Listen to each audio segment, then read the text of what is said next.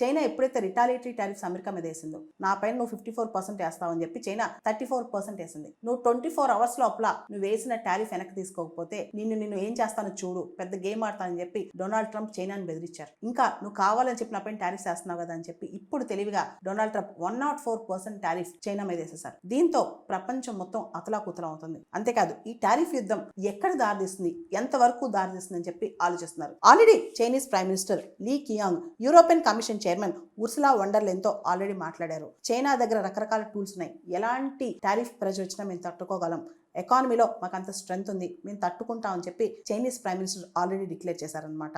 So ఇవన్నీ పక్కన పెడితే ఇతర దేశాలు కూడా తట్టుకోలేకపోతున్నాయి అమెరికా టారిఫ్స్కి. వెనిజులా ఆల్రెడీ నష్టాల్లో ఉంది, రెసెషన్లో ఉంది.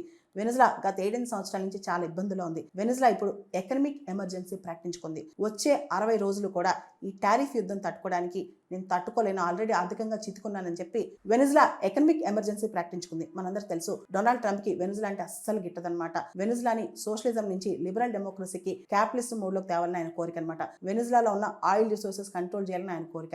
ఇప్పుడు వెనిజులా పైన ఆయన చాలా కోపంగా ఉన్నారు. అందుకని వెనిజులా ఆ కోపాన్ని తట్టుకోలేక, ఆ టారిఫ్స్ తట్టుకోలేక, ఆ ఇల్లీగల్ ఇమిగ్రేషన్స్ ఎవరైతే ఉన్నారో వెనిజులా నుంచి వెళ్ళిన వాళ్ళని తిరిగి ట్రంప్ దారుణంగా వెనిజులాకు పంపించేస్తున్నారు అనమాట. ఇవన్నీ తట్టుకోలేక వెనిజులా ఇప్పుడు ఎమర్జెన్సీ ప్రకటించుకుంది, ఎకనమిక్ ఎమర్జెన్సీ అనమాట.